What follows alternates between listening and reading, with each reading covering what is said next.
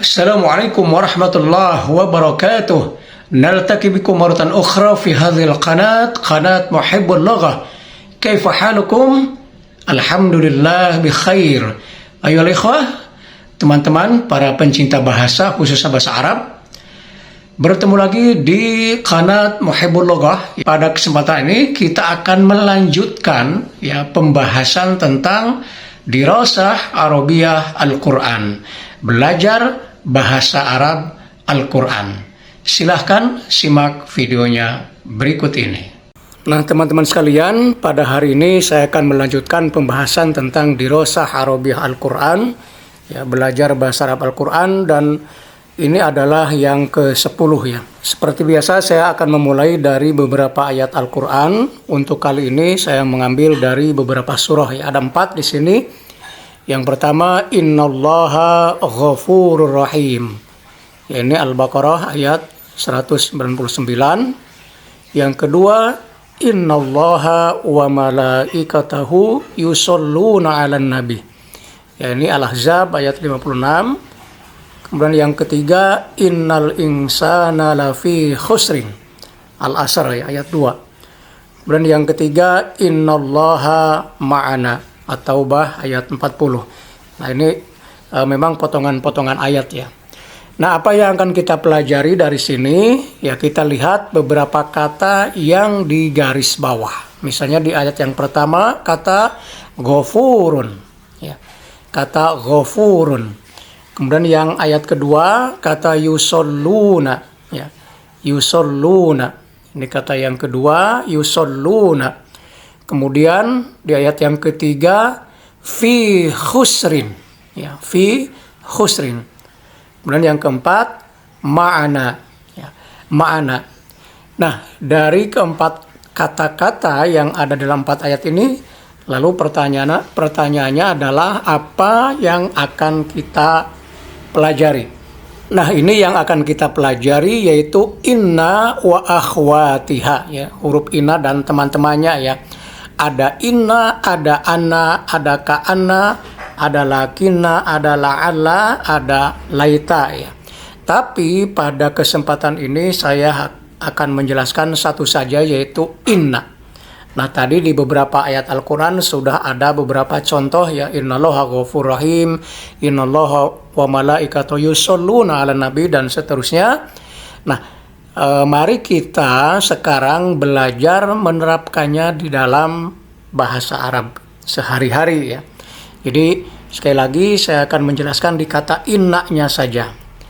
Ya, al-mumarasat al-lughawiyah, ya praktek berbahasanya bagaimana dengan mengambil uslub, dengan mengambil susunan yang tadi ada dalam Al-Quran, lalu kita gunakan dalam kehidupan sehari-hari.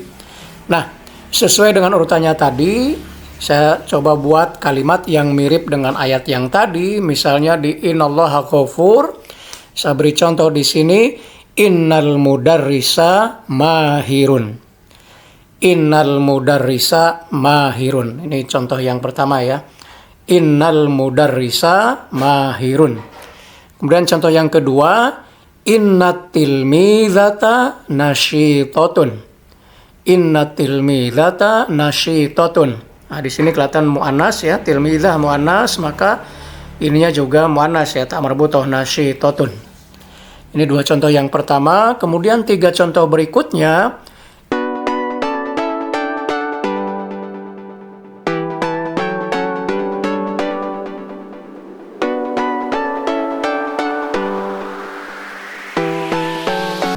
Yang berikutnya, Inna abana yansohuna anil khair. Inna abana yansohuna anil khair. Dan yang terakhir, Innal khadimata fil matbakhi. Innal khadimata fil matbakhi. Nah dari beberapa contoh ini saya akan buat pengelompokan ya, yaitu 2 pengelompokan ya. Di Innal mudarrisa mahirun dengan inna tilmizata nasyitatun. Nah sebelumnya kita tahu bahwa ya hukum inna wa akhwatuha, bahwa inna ya dan teman-temannya itu ya, kita ambil contoh innanya saja adalah tansibul isma. Ya. Jadi inna itu tansibul isma. Yang namanya inna itu membuat nasab isimnya atau membuat mansub. Mansub di sini harokatnya atau alamatnya adalah fathah. Innal mudarrisa. Nah, ini fathah.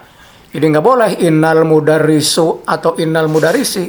Harus innal mudarrisa karena tansibul isma. Dan khobarnya mahir adalah dhammah atau marfu ya karena tarfa'ul khobar. Jadi tansibul isma wa tarfa'ul khobaro. Dan alamat rafa'nya adalah dhammah. Maka mahirun. Innal mudarrisa mahirun. Tidak boleh innal mudarrisu mahiron. Ya nggak boleh ya. Innal mudarrisa mahirun. Demikian pula yang kedua. Innat tilmizata nasyitatun. Innat tilmizata nasyitatun. Nah, ini bisa dibuat contoh-contoh yang lain ya. Innat taliba nasyitun misalnya. Atau di sini misalnya innal ukhta mahiratun. Dan seterusnya bisa dibuat contoh sebanyak-banyaknya ya. Jadi sekali lagi inna tansibul isma wa tarfa'ul khobaro. Nah, ini berlaku untuk khobarnya khobar mufrad. Nah, jadi ini ya. Jadi kata mahirun, kata nasyitatun itu namanya khobar mufrad. Ya.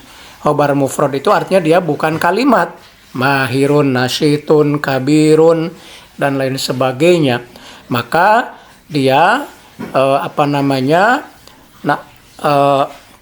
kedudukannya sebagai khobar marfu. Mahirun, nasyitatun, kabirun, ya. Qalilun, katsirun, dan lain sebagainya ya. Nah, itu namanya khobar mufrad. Kemudian 3 contoh yang berikutnya kita melihat perbedaan ya. Tidak, ini kan mahirun nasyitatun, sekarang lihat di bawah. Innal madrasata taqa'u janibas syari'i. Innal madrasata taqa'u janibas syari'i. Inna abana yang sohuna anil khair. Innal khadimata fil matbah. Nah, ini khobarnya adalah taqa'u yang pertama, yang kedua yang sohu, yang ketiga fil matbah. Nah, ini tidak berlaku seperti ini ya, nasyitatun mahirun gitu ya. Karena ini khobarnya disebut khobar jumlah atau syibhul jumlah. Ya, kalau khobar jumlah ini taqa'u yang sohu. Khobar jumlah artinya khobarnya terdiri dari fi'il fa'il jumlah. Jadi kata taqa'u sebutnya di sini ada fi'il fa'il. Taqa'u adalah fi'il, taqa'unya adalah hiya, yaitu al-madrasah. Jadi ada fi'il dan fa'il. Innal madrasata taqa'u. Jadi sekolah itu terletak janibas syari, di samping jalan raya gitu ya. Jadi kata taqa'u adalah jumlah karena dia ada fi'il, fa'il, ada fa'ilnya. Fa'ilnya siapa? Hiya. Hiya ta'ud ilal madrasah. Jadi hiyanya kembali ke madrasah. Sama juga ini inna abana yang sohuna. Kata yang soh ini jumlah fi'il fa'il. Ya fi'ilnya mudhari, fa'ilnya siapa? Huwa. Huwanya siapa? Abana. Jadi ayah kita menasihat kita untuk berbuat baik. Inna abana yang sohuna anil khair. Itu. Nah, yang ketiga inilah yang disebut dengan syibhul jumlah. Jadi menyerupai kalimat atau jumlah semu karena dia sebetulnya belum sempurna ya. Kata fil matbah, innal khadimata fil matbah. Fil matbah ini adalah syibhul jumlah. Jadi biasanya terdiri huruf jar atau dzaraf. Seperti tadi innallaha ma'ana. Ma'ananya itu adalah dzaraf makan ya. Jadi innal khadimata fil matbah ya, dan seterusnya. Beberapa huruf jar di sini bisa dijadikan contoh.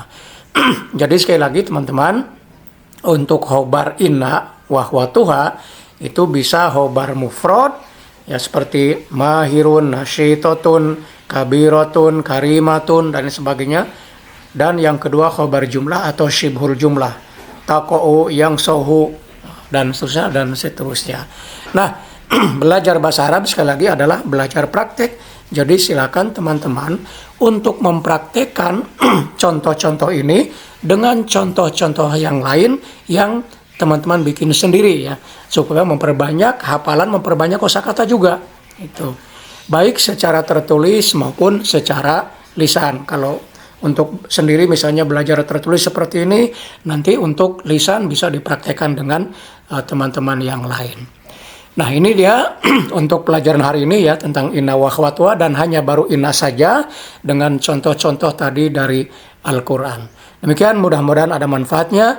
Hadza ila liqa fil yaumil qadim insyaallah. Assalamualaikum warahmatullahi wabarakatuh.